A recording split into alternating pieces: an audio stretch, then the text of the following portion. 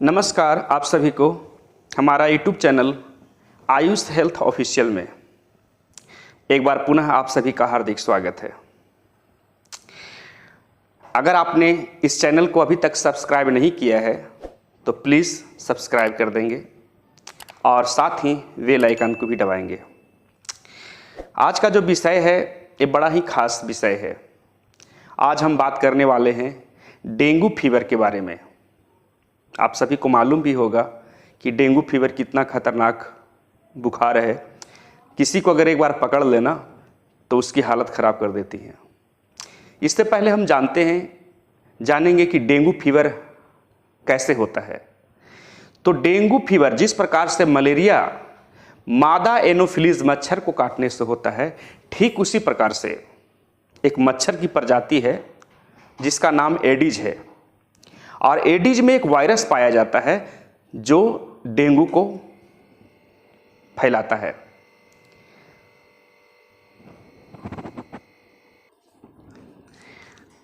ये जो मच्छर है कहाँ पाए जाते हैं? जैसे बरसात का पानी हो, कहीं ऐसा जगह जहाँ साफ सफाई नहीं है, वहाँ प्लास्टिक का कोई डब्बा है, डस्टबिन है, उसमें वो ज़्यादातर पनपता है। और वो जिस भी व्यक्ति को बाइट करेगा, जहाँ भी टच करेगा, बाइट करेगा, काटेगा, तो उस व्यक्ति को डेंगू हो जाता है।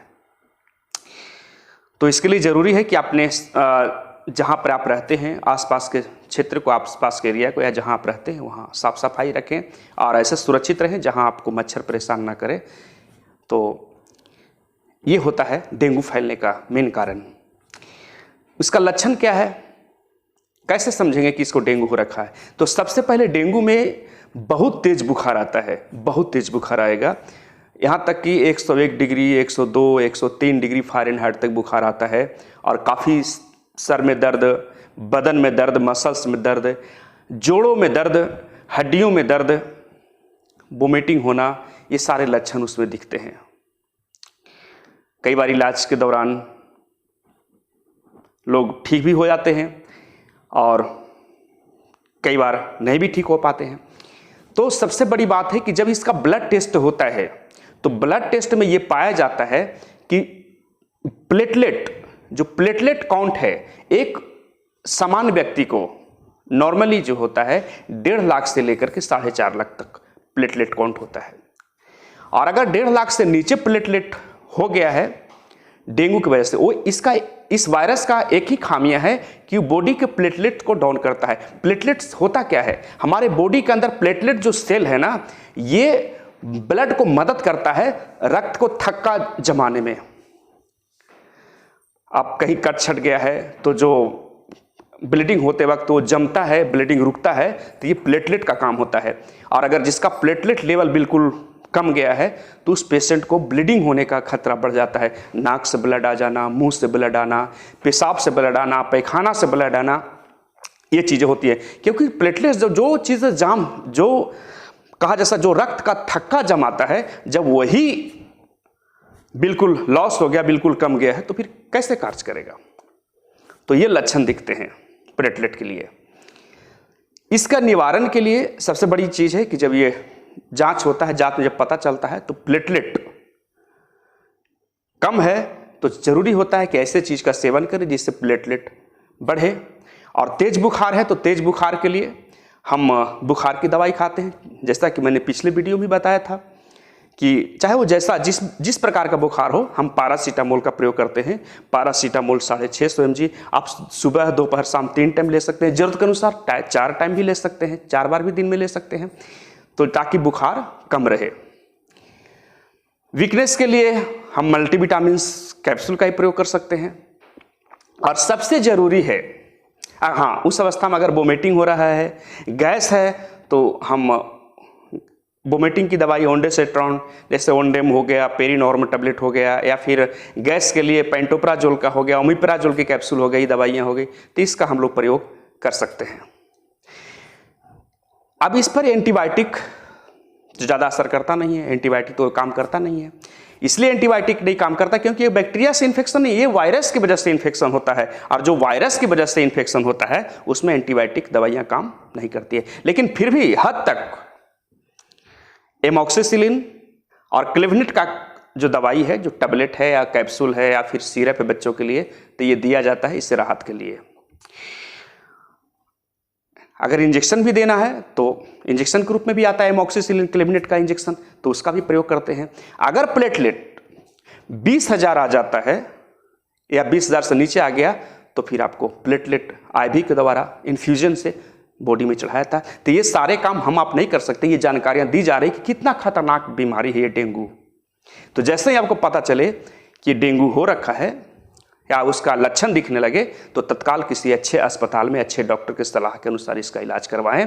और सबसे ज़रूरी होता है कि कम से कम 7 से 10 दिन तक, 10 दिन 15 दिन, जब तक आप ठीक ना हो, डॉक्टर के देखरेख में किसी भी अच्छे अस्पताल में आप हॉस्पिटलाइज रखें ताकि आप ठीक हो सकें। क्योंकि नौबत यहाँ तक आ जाती है, अगर डेंगू दिन प्रतिदिन अगर बढ़ता चला गया, उसका लक्षण अगर बढ़ता चला गया तो यहाँ तक के कई लोगों को अपनी जान भी गंवानी पड़ी है। तो इन चीज़ों का हमेशा ख्याल रखें। ये इसके बारे में इसलिए बताया जा रहा है, इसलिए नहीं कि आप इसका इलाज कर सकें, इसलिए बताया जा रहा है कि इतना खतरनाक है ताकि आप सावधान रहें और जैसे ही इसका लक्षण नजर आए तो किसी अच्छे अस्पताल में आप जाकर के इसका सही इलाज करा सकें। तो ये आज का वीडियो में बताना चाह रहा था। प्लेटलेट्स को बढ़ाने के लिए कई दवाइयाँ भी आती है, जैसे कैरीपिल। कैरीपिल का भी कैप्सूल है, टैबलेट है। तो कैरीपिल का ही अगर प्रयोग करेंगे तो प्लेटलेट का जो लेवल है वो नीचे नहीं आएगा बल्कि और बढ़ेगा। और जैसे ही बुखार का इलाज होगा, बुखार जब कमेगा बॉडी से, तो प्लेटलेट जो है अपने आप बॉडी में बढ़ना शुरू होता है। ज़्यादा अगर इमरजेंसी होता है तो कई डॉक्टर हैं जो सलाह, जैसे रिंगर लैक्टेट हो गया, DNS हो गया, तो इसको चढ़ाते भी हैं ताकि इसको राहत मिल सके। तो ये खतरनाक बीमारी से बचने के लिए सबसे आसान तरीका है कि अगर आपको ये लक्षण दिखे तो तत्काल किसी बढ़िया अस्पताल में जाके आप एडमिट हों और डॉक्टर के सलाह के अनुसार, डॉक्टर के देखरेख में इसका इलाज कराना चाहिए। खान पान में भी ध्यान रखने की जरूरत है। हल्का सुपाच्य भोजन लें, जैसे लिक्विड लेना है, जूस लेना है, या फिर बिल्कुल मामूली जो सुपाच्य भोजन है इसको ही करें ताकि आप इस खतरनाक बीमारी से, इस खतरनाक वायरस के इन्फेक्शन से आप बच सकें। तो मैं यही कहना चाह रहा था आपको। ये जूस की बात करते करते मुझे एक बात याद आ गई। 2 कछुए थे, बड़े आपस में दोस्त थे, 2 नहीं 3 कछुए।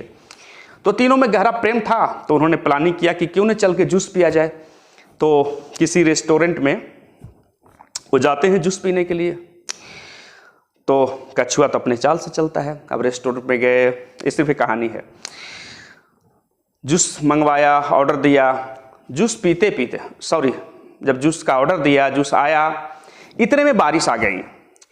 तो 2 कछुए जो बड़े थे उन्होंने छोटे कछुए से कहा कि भाई अब बारिश का मौसम आ गया है, अब घर जाओ और घर से छाता लेकर के आओ।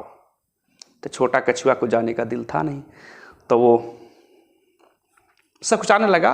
फिर भी सोचा कि बड़ों का आज्ञा है तो मैं चलता हूँ, और वहाँ से निकल गया। काफ़ी समय हो गया, वो कछुआ वापस नहीं आया। बहुत काफ़ी समय हो गया है, 10 दिन, 15 दिन, 20 दिन। जब कछुआ वापस नहीं आया तो 2 लोगों ने विचार किया कि अब छोटा वाला कछुआ नहीं आएगा, अब इसका हिस्से का जो जूस है हम लोग पी लेते हैं। तो जैसे ही गिलास उठाया जूस का, तो छोटा वाला कछुआ दीवार के पीछे से बोलता है कि यही डर था हमको कि तुम लोग मेरा जूस पी जाओगे, इसलिए मैं कहीं गया नहीं। तो चलिए आज का मैसेज इतना ही। फिर मिलते हैं अगले एपिसोड में कुछ नए संदेश के साथ, नए वीडियो के साथ। आप सभी को बहुत बहुत धन्यवाद।